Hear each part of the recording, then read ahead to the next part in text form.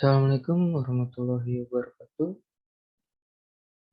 Nama saya Faradi Paditya Saputra dengan NIM 21010 akan mempresentasikan hasil jawaban bagaimana proses persiapan kemerdekaan Indonesia.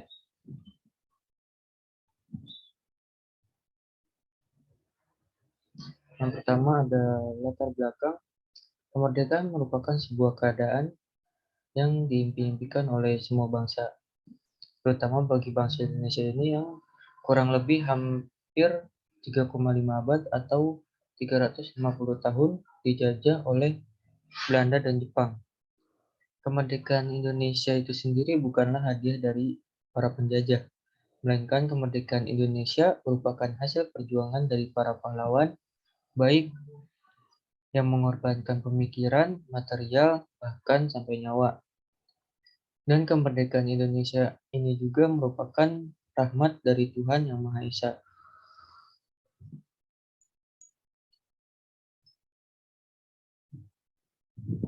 Saat persiapan kemerdekaan Indonesia, Perdana Menteri Kaiso memberikan janji untuk memerdekakan bangsa Indonesia. Pada awal Perang Dunia Kedua, Jepang selalu mendapatkan kemenangan saat melawan sekutu. Tetapi pada tahun 1942, Jepang mulai mendapatkan kekalahannya dari sekutu pada tanggal 17 Agustus 1944. Jenderal Hideki Tojo meletakkan jabatan sebagai Perdana Menteri. Ia digantikan oleh Jenderal Kunaiki Koiso yang memiliki tugas untuk mengembalikan kewibawaan Jepang di mata bangsa-bangsa Asia. Untuk menarik hati bangsa Indonesia, pada tanggal 7 September 1944, dalam sidang parlemen Jepang, Perdana Menteri Kunaiki Koiso mengumumkan bahwa daerah Hindia Timur atau Indonesia sendiri diperkenankan untuk merdeka kelak di kemudian hari.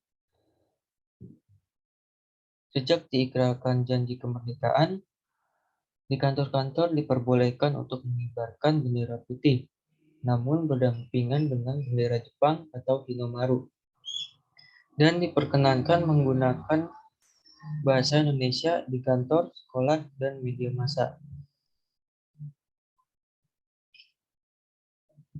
Selanjutnya, untuk mempersiapkan kemerdekaan Indonesia, dibentuknya Badan BPUPKI atau Badan Penyelidik Usaha-Usaha Persiapan Kemerdekaan Indonesia, karena mendapat desakan dari para pemimpin pergerakan kemerdekaan Indonesia, maka Letnan Jenderal Kumakichi Harada atau pemimpin tentara Jepang di Jawa pada tanggal 1 Maret 1945 mengumumkan untuk membentuk Badan Penyelidik Usaha-Usaha Persiapan Kemerdekaan Indonesia atau BPUPKI, atau yang dalam bahasa Jepangnya yaitu Dokuritsu Junbi Kosakai.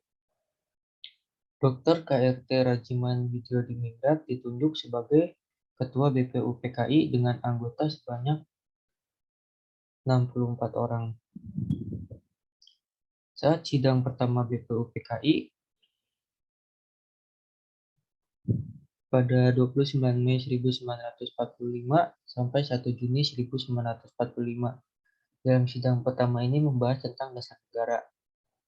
Pada tanggal 22 Juni 1945 menghasilkan rumusan dasar negara yang dikenal dengan Piagam Jakarta atau Jakarta Charter yang berisikan 1.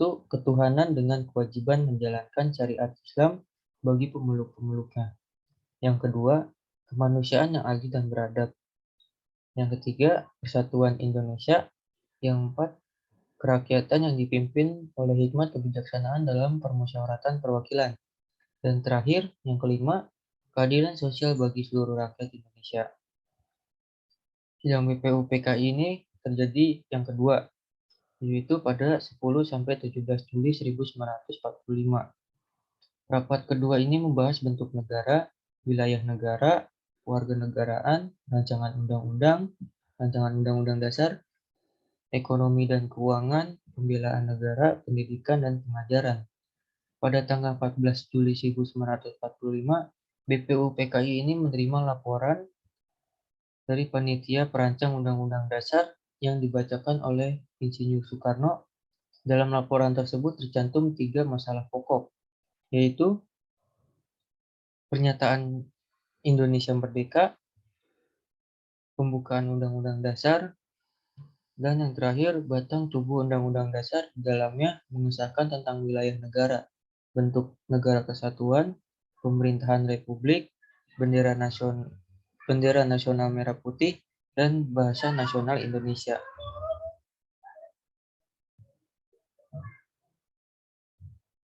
Selanjutnya setelah dibentuknya BPUPKI, dibentuk juga PPKI atau Panitia Persiapan Kemerdekaan Indonesia. Pada tanggal 7 Agustus 1945, BPUPKI dibubarkan dan digantikan oleh PPKI, yaitu Panitia Persiapan Kemerdekaan Republik Indonesia. Pada awalnya PPKI ini beranggotakan 21 orang, Insinyur Soekarno sebagai ketua dan Muhatta ditunjuk sebagai wakil ketua PPKI yang dilantik pada 9 Agustus 1945. Pada tanggal 6 Agustus 1945, sebuah bom atom dijatuhkan di atas kota Hiroshima di Jepang oleh Amerika Serikat pada tanggal 9 Agustus 1945, bom atom kedua dijatuhkan di kota Nagasaki di Jepang, sehingga menyebabkan Jepang menyerah kepada Amerika Serikat dan sekutunya. Akhirnya pada tanggal 14 Agustus 1945, Jepang menyerah kepada sekutu, sehingga golongan muda mendesak golongan tua untuk segera memproklamasikan kemerdekaan Indonesia. Namun golongan tua tidak ingin terburu-buru. Mereka tidak ingin terjadinya pertumpahan darah pada saat proklamasi. Konsultasi pun dilakukan dalam bentuk rapat PKI. Golongan muda tidak mau menyetujui rapat itu, mengingat PPKI adalah sebuah badan yang dibentuk oleh Jepang. Mereka menginginkan kemerdekaan atas usaha bangsa kita sendiri, bukan dari pemberian bangsa Jepang. Selanjutnya, persiapan perumusan naskah proklamasi kemerdekaan. Karena terjadinya perbedaan pendapat antara golongan tua dan golongan muda mengenai pelaksanaan proklamasi kemerdekaan Indonesia, golongan tua menghendaki diadakan rapat PPKI terlebih dahulu. Sementara itu, golongan muda bersikeras menyatakan bahwa proklamasi harus dilaksanakan pada tanggal 16 Agustus 1945. Sehingga dengan terjadinya perdebatan ini, terjadilah peristiwa yang dikenal dengan Rengas Dengklok.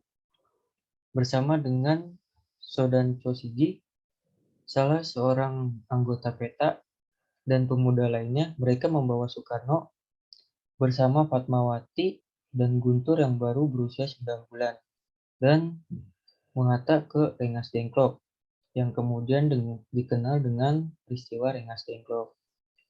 Tujuannya adalah agar Insinyur Soekarno dan Dr. Anies Muhatta tidak terpengaruh oleh Jepang. Maka diutuslah Yusuf Kunto untuk mengantar Ahmad Subarjo ke Rengas Dengklok untuk menemui Soekarno dan Muhatta. Setelah melalui dialog antara dua kelompok muda dan tua, dengan jaminan Ahmad Subarjo, dicapailah sebuah kesepakatan, yaitu Soekarno dan Muhatta diperbolehkan kembali ke Jakarta dan proklamasi kemerdekaan akan dilaksanakan di Jakarta selambat-lambatnya pukul 12 keesokan harinya, yaitu pada tanggal 17 Agustus 1945.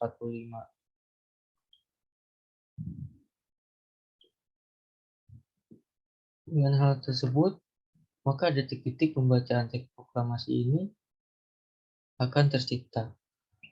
Konsep teks proklamasi ditulis oleh Insinyur Soekarno sendiri di ruang depan yang dihadiri oleh BM Diah Sayuti Melik, Soekarni, dan Sudiro.